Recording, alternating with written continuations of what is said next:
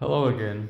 In my previous video I touched upon this position and we discovered that with bishop d1 we could checkmate in 3 moves, and then at the end of that video I said to you, let's place a knight here, and the question is, would that make any difference? Can we checkmate with bishop d1?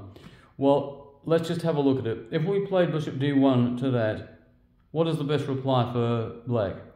Well, this is the only line that we need to consider here to determine whether it works or not. So we convert that to a queen with check. Anybody that's looked at my previous video will be familiar with this. And then white, of course, takes on f2, putting himself out of check and placing black in a tutzwang. That was in the other position. But this makes all the difference, because with the knight now on g7, black can simply play here, and then white has no checkmate on the next move. So what I'm as good as saying here is that that knight on g7, with being able to move it to f5 after king f2, there is no mate in 3. See if you can find one by all means, but I know you can't, but good luck to you. So the question arises from that. Let's just put this back.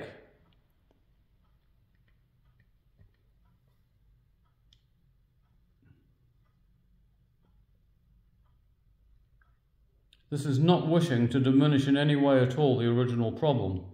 It is simply, as many players like to play around with positions, I'm no exception, and if I see a position that interests me, I just wonder, would it make any difference if we altered it slightly, take a piece from one square and put it on another, or add a piece to it, whatever.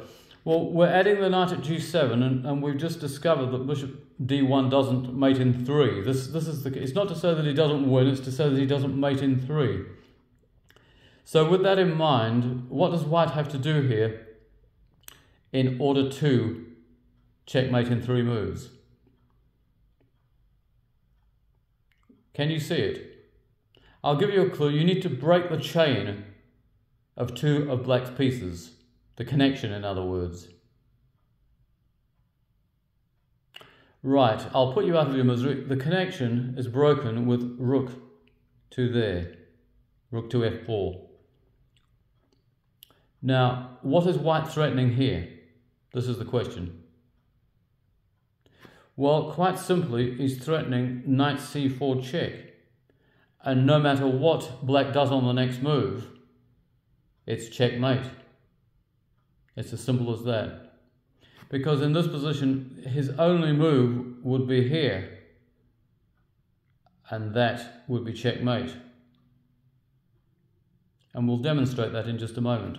So let's just put this back. No matter what black does, let's just say he takes this knight here.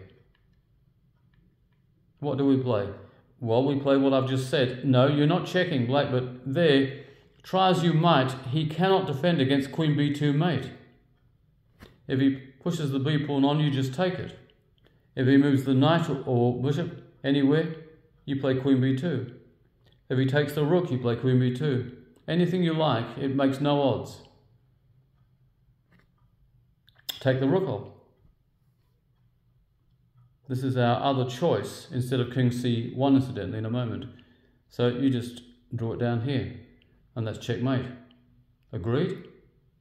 The knight is nicely covering d2, and there's no defense. So that ostensibly is no good for black. So let's look on black's first move. Instead of playing king takes the knight on c1, if instead he immediately accepts black's offer of a rook on f4. So that's the original position with the knight added, and instead of bishop d1 we played rook to f4. So black takes this. So what do we do here? Well, like I say, we still play knight to here, check, and then king there. Yeah. But what is interesting here is that there's an alternative checkmate. You can take the bishop. This is quite neat. And your knight is covered.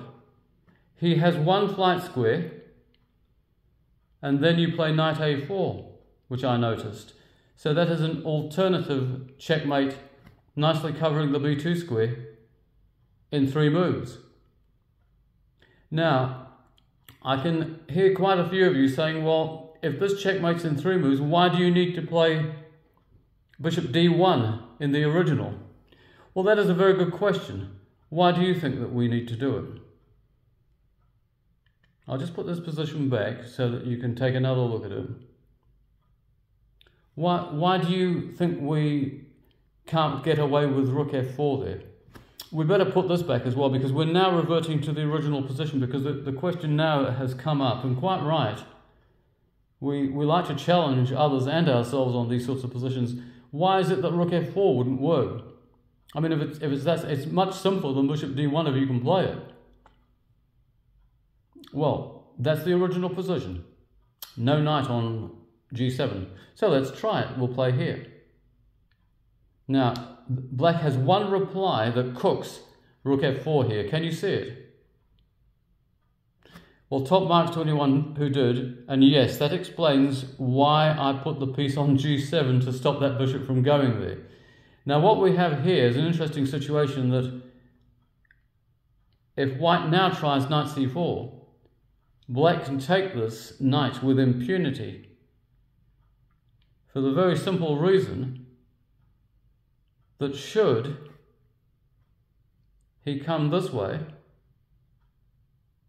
the bishop now can take the queen off, and he really has nothing else there, because if he tries something like that, then you can go there and he has no checkmate in 3 moves. That is the harsh reality of it. And that was my original solution to this, rook f4, until I realized to my horror that black has bishop g7. But I thought, no, hang on. When I eventually found the solution, I thought I'll play around with this one and see what I can do with it. And that's what I've done with it. And I think that's a pretty interesting problem, with a difference and an additional problem created out of necessity, because you need to stop that bishop from going to that square. And I hope you find these problems interesting and instructive, and enjoy your chess as always, and bye-bye for now.